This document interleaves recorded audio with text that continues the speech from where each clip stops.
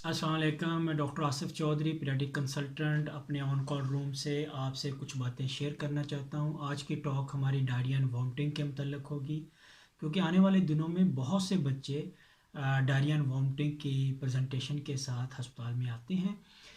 इसमें हमने सबसे पहले ये वर्कआउट करना है कि इसकी काजेज़ क्या क्या हैं। मोस्ट कॉमनली ये मुख्तलिफ वायरसेस की वजह से डायरिया एंड वॉमिटिंग होता है। इसमें मोस्ट कॉमन वायरसेस में रोटा वायरस, नॉर्वो वायरस है, और आजकल चूंकि कोरोना वायरस का एरा है तो इस कोरोना वायरस में बी प्रेजेंट कर सकता है डायरिया एंड वॉमिटिंग के साथ। अगर डायरिया एंड वॉमिटिंग के साथ कोविड-19 की इन्फेक्शन हो तो वो इतनी ज़्यादा सीरियस नहीं होती। अमूमन इसका 4-5 दिन में डायरिया ठीक हो जाता है।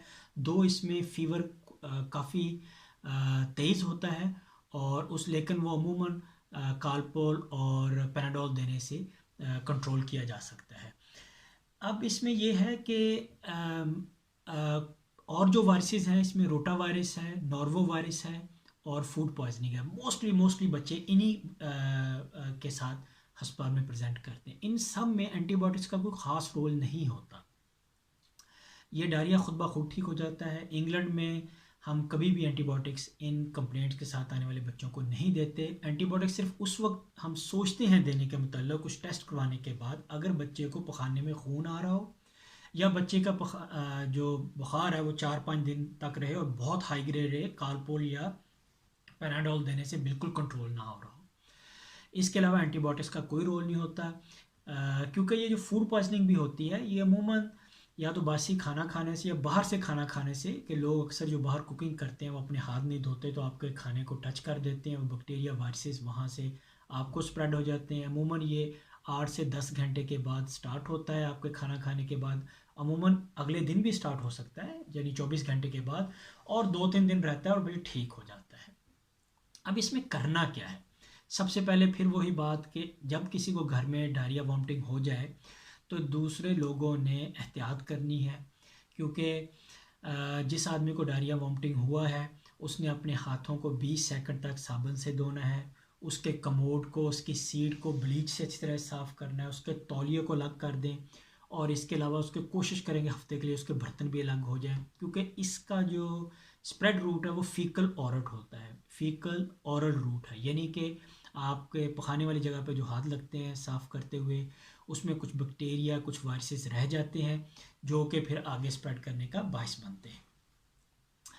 इसमें जो ट्रीटमेंट में मेन इंपॉर्टेंट चीज़ जो है वो है ओआरएस, रिहाइड्रेशन सॉल्यूशन। इसके साशे आम तौर पर अमूमन हर फार्मेसी पर अवेलेबल है, मुख्तलिफ फ्लेवर्स में अवेलेबल हैं। उनको लें, उस पर एक पीछे लिखा होता है इसको कैसे बनाना है। पानी में बना के घर में रखें। बच्चे की उम्र के मुताबिक 1-2 औंस से लेकर, अगर वो फीडर में पी रहा है या अगर वो कप से पी रहा है तो आधे से 1 कप हर आधे घंटे के बाद उसको देते रहें, थोड़ा थोड़ा बार बार। उसकी वजह यह है कि जब हमें डायरिया वॉमिटिंग होता है तो बग हमारे इंटेस्टाइन्स में होता है, हमारे स्टोमक में होता है, जिससे अगर हम ज़्यादा पानी भी पिएंगे तो उससे वॉमिट आ जाएगी या उससे डायरिया फ़ौरन आ जाएगा। थोड़ा थोड़ा पिए, बार बार पिए। डायरिया आता रहेगा कोई बात नहीं, वो अमूमन हमारी सिक्रीशंस होती हैं। उसमें ग्रीन डायरिया भी हो सकता है, येलो भी हो सकता है, लेकिन अगर ब्लड आए तो फिर अपने डॉक्टर के पास जाना। अगर ब्लड ना हो रेड तो कोई परेशानी वाली बात नहीं। इसके अलावा ये है, डायरिया लाइट के अलावा आप उसको बच्चे को दही घर का बना हुआ भी दे सकते हैं, खिचड़ी बनाकर दे सकते हैं। उसमें भी मेन मकसद यही होता है कि बहुत ज़्यादा पानी हो खिचड़ी के अंदर, ताकि पानी की कमी ना हो। जिन बच्चों को वॉमिटिंग ज़्यादा होती है साथ, उनको थोड़ा सा मसला होता है। इंग्लैंड में तो हमको एंटी वॉमिटिंग सिरप यूज़ नहीं करते, लेकिन पाकिस्तान में बहुत से सिरप अवेलेबल हैं उल्टियों के लिए, जिसमें ग्रेविनेट है, मोटेलियम है। लेकिन इंग्लैंड में अगर हमें यूज़ करना हो तो हम ओडेंसिट्रॉन सिरप, एडोनसिट्रॉन एक सॉल्ट का नाम है, ऑनडेंसिट्रॉन, अमूमन फार्मेसी से मिल जाता है, उसको यूज़ करते हैं। लेकिन इसका कोई इतना फ़ायदा नहीं होता एंटीबायोटिक, क्योंकि बैक्टीरिया बग्स जो हैं वो तो आपके स्टोमक में है जिससे उल्टी आ रही है। तो जो उल्टी के सिरप हम देते हैं अमूमन वो सेंट्रली एक्ट करते हैं, आपके ब्रेन पे एक्ट करते हैं और उल्टी को कम कर देती हैं, लेकिन बग तो वहीं पर होता है, वो कभी ना कभी फिर दोबारा उल्टी का बायस बनता है, उतना डायरिया ज़्यादा आ जाता है।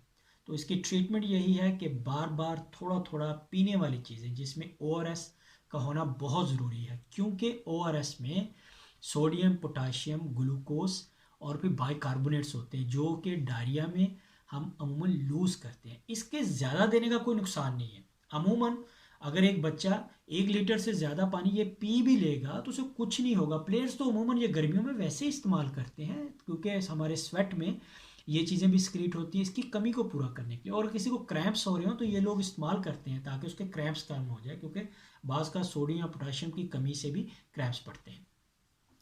अच्छा, इसके अलावा ये है कि कभी भी बच्चे को वॉम लूज टूज डायरिया रोकने वाली मेडिसिन नहीं देते क्योंकि उसका नुकसान बहुत ज़्यादा। हम इंग्लैंड में ये कंट्रा इंडिकेटेड है, ये मेडिसिन कोई डॉक्टर लिख ही नहीं सकता, बल्कि फार्मेसी पे अवेलेबल ही नहीं है। अगर हम किसी को लिख कर भी दे दें तो फ़ौरन फार्मेसी से फ़ोन आता है, डॉक्टर साहब आपने ये मेडिसिन क्यों लिखी है। बाकी ये है कि बच्चे को, अगर बच्चे को बहुत ज़्यादा डिहाइड्रेशन हो जाए तो फिर आपने अस्पताल लेकर जाना है। और डिहाइड्रेशन के साइन जो होते हैं उसमें अमूमन ये होता है बच्चा बहुत निढाल हो जाता है बग़ैर बुखार के। बाज़ का बच्चे बुखार से भी निढाल हो जाते हैं, लेकिन उसमें कालपोल दें तो बच्चे दोबारा परकअप हो जाते हैं। लेकिन अगर बच्चे को बुखार ना हो, बहुत निढाल हो जाए और उसने पेशाब 6 घंटे से ज़्यादा टाइम तक ना किया हो, यानी 6 घंटे में पेशाब ना उसको आए, इसका मतलब ये है कि उसे तकरीबन डिहाइड्रेशन हो गई या डिहाइड्रेशन हो रही है, तो उस सूरत में हम अस्पताल लेकर जाएं। इसके अलावा सिंपल डायरिया लाइट दही और खिचड़ी खाने से ही आपका डायरिया एंड वॉमिटिंग कंट्रोल हो जाना चाहिए और इंशाल्लाह हो जाता है। रमज़ान का आखिरी अशरा है, अपनी दुआओं में याद रखिएगा और अल्लाह हमें तौफीक दे कि हम लैलतुल क़द्र को इस अशरा में फ़ाइंड कर सकें। ओके जी, अल्लाह हाफिज़।